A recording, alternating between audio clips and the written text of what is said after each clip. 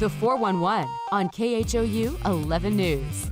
It is crunch time for holiday travel. AAA predicting 109 million people will travel for these holidays. 90% will be driving, and at least 30 million people will fly now through January 3rd. TSA says it screened more than 2 million people Wednesday. That's more than they screened on that day in 2019, which of course was pre-pandemic. So let's bring in Peter Greenberg, senior travel correspondent for CBS, for some advice now on how to deal with all this busy travel. Yeah, all right, Peter, for folks taking a road trip in the next few days, what do you want to tell them? Well, that's the easy thing, because many people have already staggered their departure days. They're not even waiting till tomorrow. They may have left Monday or Tuesday of this week. That's the good news. Here's the bad news.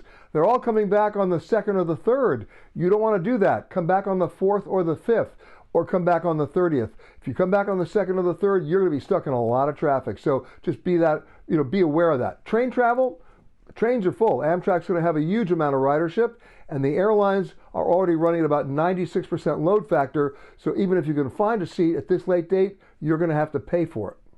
Okay, boss, I'm coming back a couple days later than I said earlier.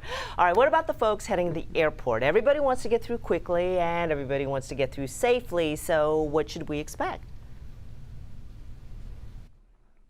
Well, it's not just about getting to the airport early, it's getting through the connecting flights. A lot of people who make their reservations online will go for the lowest fare, and sometimes it'll have a connecting time of about 37 minutes. That's absurd. You need to give yourself at least a 90-minute connect time between flights, because if you're late on the first flight and you miss the second flight, in previous years they could have put you on their next available flight. There is no available flight now because they're all full. You might be spending the night in that intermediate airport, not what you had in mind. That's number one. Number two, this is the time of the year people actually check bags. I believe there are only two kinds of airline bags generally, carry-on and lost. However, it's Christmas, you're going to check bags. All right, you're going to get those barcode bag tags. When you get that at the counter, take it to the gate. Show it to the gate agent. Ask them to scan the barcode to make sure that your bags are actually put on your outbound flight. But you're going to have to do that again at your intermediate airport to make sure the bags made the connection as well as you.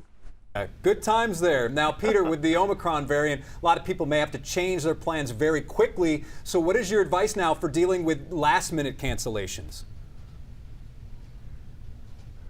Well, the good news is the airlines got rid of those dreaded ticket change fees about a year ago. They're still in effect. So if you have to change or cancel, you're not going to lose your money, with one exception. If you bought that dreaded basic economy ticket, that's a use it or lose it proposition. Your best insurance policy is never to buy that ticket. Go to the next fare category up, which is only about $30 more. That's your insurance policy that you can keep your money and not lose it if you have to cancel. The other thing is, if you're going overseas, make sure you travel on a U.S. carrier. They play by the rules in terms of giving your money back or holding on to it for the credit. A lot of the foreign carriers did not honor that rule, which is actually on the boards at the U.S. DOT. That's all being litigated right now. Lessons to be learned and then applied.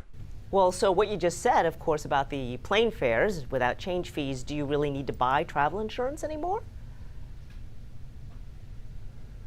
Well, that's a big issue, because it's a good idea for travel insurance. It's a bad idea to buy it online. Anybody watching me now knows you can't complete the transaction online unless you either opt in or opt out of the insurance, and you have no idea what you're covered for. What's even worse, you have no idea what you're not covered for. I'm not telling you not to buy the insurance, but go through a travel agent or a travel advisor who can walk you through the hieroglyphics of what's in that policy language. There are so many exclusions and clauses in there that may make that policy worthless. We all found that out during the pandemic when they found out later that on page like 95 of the insurance company website, which nobody ever got to, there was a little paragraph that said, oh, by the way, we don't cover for pandemic, bye-bye. So, bottom line, if you want to buy it, go through a travel agent or a travel advisor, a third party. All right, man, the way you're talking, I'm almost thinking I better just stay home instead. That's a lot of reading.